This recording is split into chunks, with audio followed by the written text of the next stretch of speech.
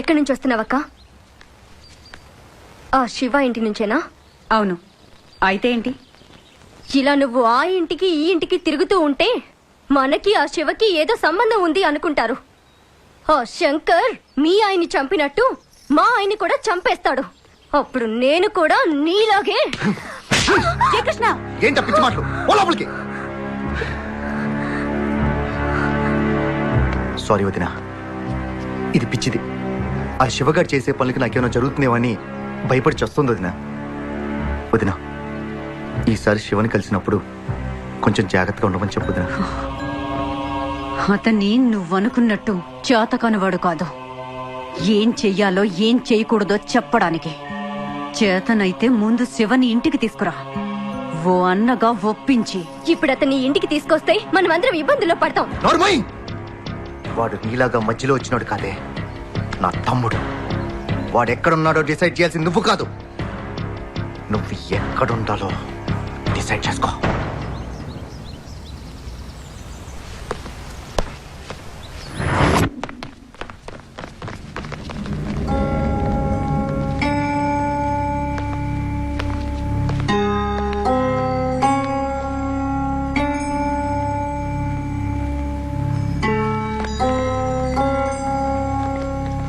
ఆ రోజు నువ్వు ఎందుకలా మాట్లాడేవో అర్థం చేసుకోగలను. అవన్నీ మర్చిపోదాం. కానీ ప్రజెంట్ సిచ్యువేషన్లో నువ్వు ఇక్కడ ఒంటరిగా ఉండకూడదు. అన్నయ్య, నేను ఇక్కడ ఉంటే నా ఒక్కడికే డేంజర్. నేను అక్కడికి వస్తే మీ అందరికీ డేంజర్. అది నాకు ఇష్టం లేదు. డేంజర్ మన ఫ్యామిలీ కొత్త ఏం కాదురా. విజయన్న కత్తి పట్టిన మొదటి రోజే అది మన ఫ్యామిలీ మెంబర్ అయిపోయింది. అన్నయ్య మీద ఏమాత్రం గౌరవం ఉన్నా వెంటనే నాతోరా.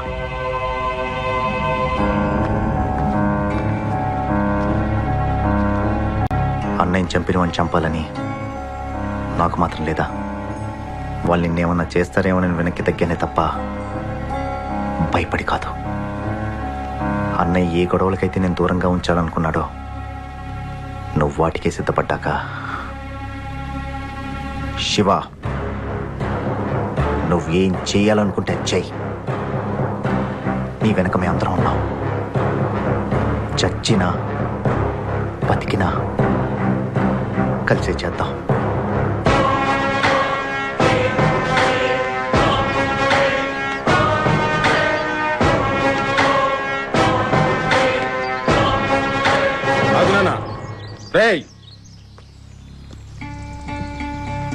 పదనాన్న,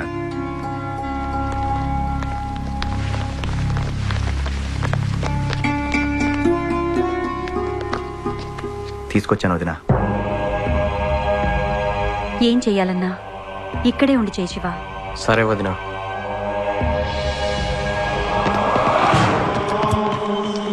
ఏం శంకరు, ఊళ్ళోకా? చిన్న సెటిల్మెంట్ ఉంది, చూసుకొని వస్తాను సార్. ఎట్లా చెప్తా, కొన్నాళ్ళు ఈ సెటిల్మెంట్లో పోయి ఆపయ్యా బాబు. మీరు అక్కడ ఆగండా. ఆ ఆది విష్ణు గడికి తిక్క రేగిందనుకో, మంచి సెంటర్ చూసి నిన్ను ఎన్కౌంటర్ చేసేస్తాడు అన్నట్టు అసలు విషయం చెప్పడం మర్చిపోయా. ఎల్లుండి మంత్రి గారు పార్టీ మీటింగ్ అని మన బెదవాడు వస్తున్నాడు. నువ్వు మన అనుకున్న వాళ్ళందరినీ పోగు చేసి పెద్ద ఊరేగింపుగా ఆ మీటింగ్ వచ్చావనుకో, మంత్రి గారు షేక్ అయిపోతాడు. ఆ దెబ్బతో నేను హైదరాబాద్ వెళ్ళి పార్టీ ఆఫీసులో నీ గురించి పెద్ద మేపేస్తా.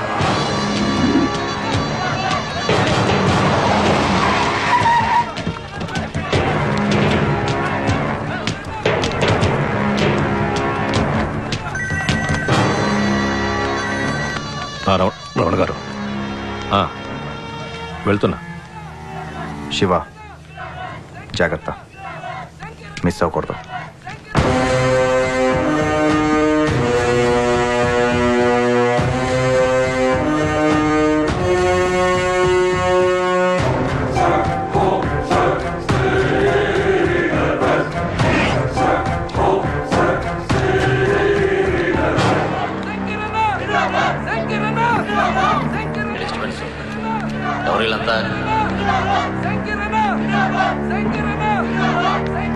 నమస్తే మంత్రి గారు. రమణ గారు పంపించారు మిమ్మల్ని కలవమని, అందుకే వచ్చా. బాగుందయ్యా, చాలా బాగుంది. రమణ చెప్పాడు ఫాలోయింగ్ కూడా బాగానే ఉన్నట్టుంది. ఓసారి హైదరాబాద్ పార్టీ ఆఫీసురా, తీరిగ్గా కూర్చొని మాట్లాడుకుందాం.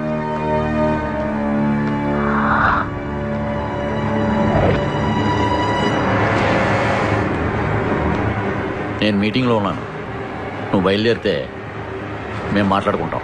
ప్లీజ్.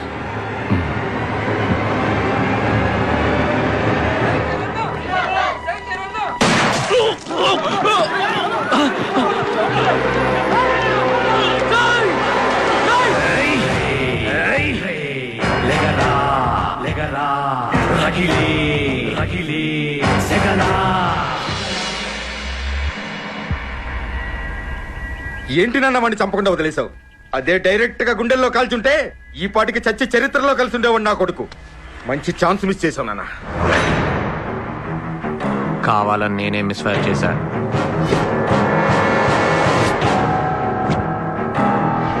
ఎందుకు నాన్న? ఇప్పటి వరకు ఏ ఊరు జనాన్ని వాడు భయపెట్టించి పరిగెత్తించాడో అదే ఊరి జనం ముందు వాడు చావు భయంతో పరిగెత్తేలా చేశాడు. ఈ అటాక్తో వాడిలో చావు భయం మొదలైంది.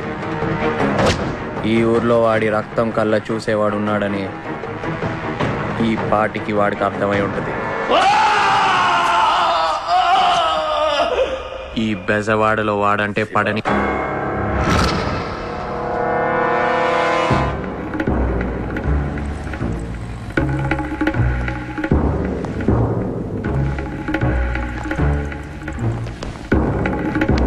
కూర్చోవచ్చా?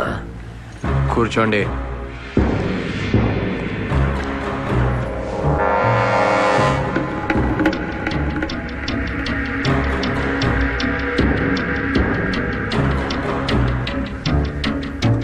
నా పేరు సాగర్ రాజు, ఇండస్ట్రియలిస్ట్ని.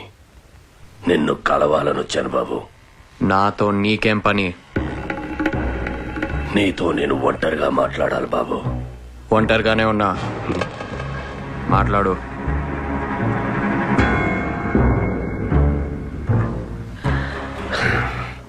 చూడు బాబు, ఈ బెజవాడకి సరిగ్గా నీ అంత వయసున్నప్పుడు, నీ వయసులో నేనున్నప్పుడు దేశం కాని దేశం వెళ్ళి రోడ్లు ఊడ్చి కార్లు కడిగి పైసా పైసా కూడబెట్టి తిరిగొచ్చి ఈ బెజవాడలో ఇండస్ట్రీస్ ని స్థాపించాను. డబ్బు సంపాదించాలన్న ఆశతో మాత్రం కాదు, ఈ బెజవాడ మీద నాకున్న పిచ్చి ప్రేమతో. కానీ ఈ బెజవాడ శంకర్ గాడి చేతిలో ఉన్నదని తెలిసాక తట్టుకోలేకపోయాను. చిన్నవాడివైనా ఒక్కడివి, నువ్వు ఒక్కడివే వాడిని ఒంటరిగా ఎదుర్కొన్నావని తెలిసిన తర్వాత నీకు సహాయం చేయాలని వచ్చాను. అడుగు బాబు, ఆ శంకర్ గాడిని లేపేయడానికి నీకు ఏం కావాలో అడుగు. నాకున్న అంగబలం, అర్థబలం, ఆర్థిక బలం నువ్వు అడిగిన మరుక్షణం నీ ముందుంటాయి. ఆ శంకర్ గాడిని లేపేస్తే బెజవాడ మనదవుతుంది. ఏంటే? ఆ శంకర్ గాడిని లేపేస్తే బెజవాడ మనదవుతుంది బాబు. శంకర్ గాడికి నాకు ఉన్న గొడవ నా పర్సనల్ గొడవ.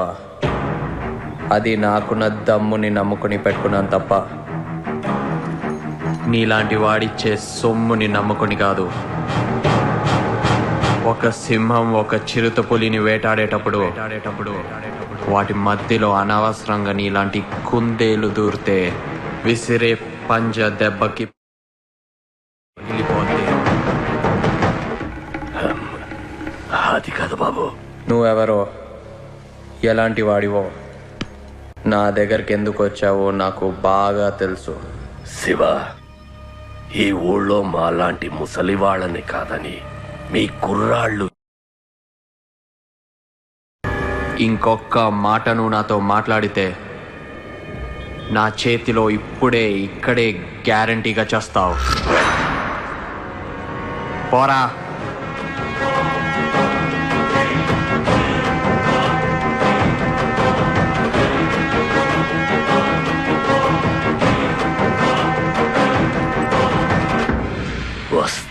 బాబు.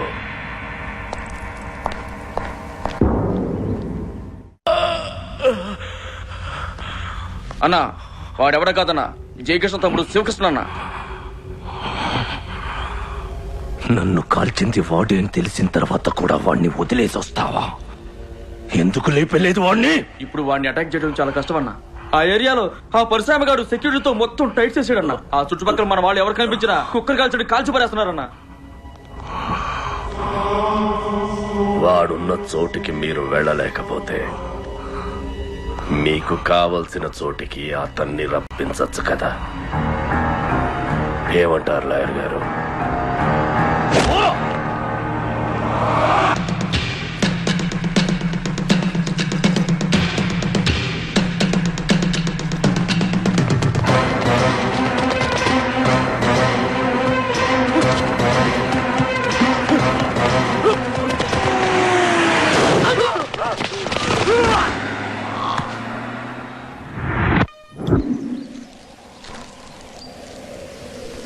గీత, ఇక్కడి నుంచి మనం ఒంటరిగా కలుసుకోవడం వీలవదు. ఏ? ఆ శంకర్ గారి మనుషులు నన్ను చంపాలని ట్రై చేస్తున్నారు. నువ్వు నాతో కలిసి తిరిగితే నీకు డేంజర్. నువ్వు నా పక్కనున్నంత వరకు నాకేం కాదులే, లైట్ తీసుకో. గీత, వాళ్ళు రౌడీలు, పక్కన ఎవరున్నా వదిలిపెట్టరు. చూడు శివ, మా నాన్న పోలీస్ ఆఫీసర్. నాన్న ట్రాన్స్ఫర్ అయిన ప్రతి ఊర్లో చాలా మంది పెద్ద పెద్ద రౌడీల్ని, క్రిమినల్స్ ని చూస్తూ పెరిగాను. అలాంటి వాళ్ళ స్టోరీస్ ని చెప్పి నన్ను భయపెట్టాలని చూడకు. నేనా టైప్ కాదు. అవును, నెక్స్ట్ సిటీలో ఎవరికి స్పాట్ పెట్టావు? స్పాటా? నీకెందుకు? చేసుకోబోయేవాడి హీరోయిజం వచ్చి చూడాలిగా. ఏ చెప్తే అర్థం కాదా నీకు? హలో, ఏంటి? ఏ రాజేష్కి యాక్సిడెంట్ జరిగిందంట, పద.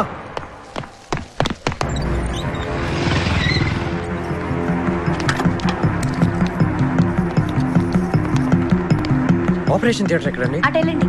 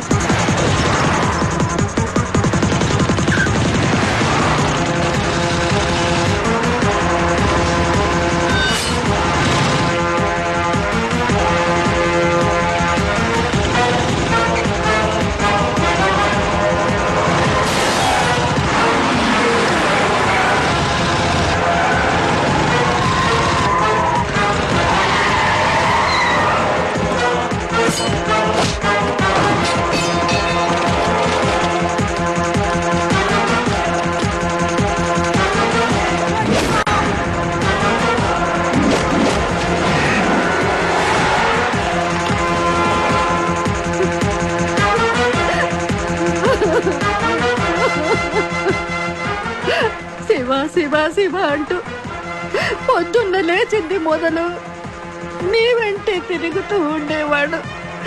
అలాంటిది అన్యాయంగా నా కొడుకుని చంపేశారే.